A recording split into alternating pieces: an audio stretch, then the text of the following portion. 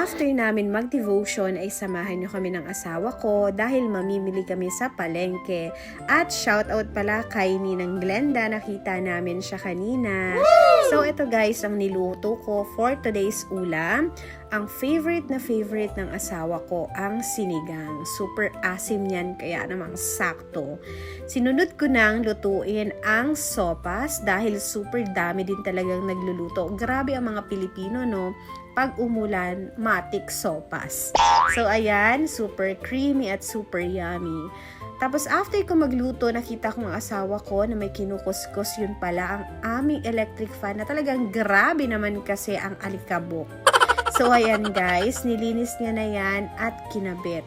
Tapos after that, ako naman ay naligo na dahil meron pa akong isushoot. May mga ipopromote pa akong mga products. So ito ang working station ko. Pagdating dito sa bahay guys, hindi lang kami nagpapahinga pero meron pa kaming mga side hustle. Dahil sa panahon ngayon, iba pa rin talaga kapag meron kang extra income, right? At syempre, hindi din magpapahuli ang asawa ko, nagla-live selling din siya dahil meron din mga nagpapadala sa kanya ng mga free sample.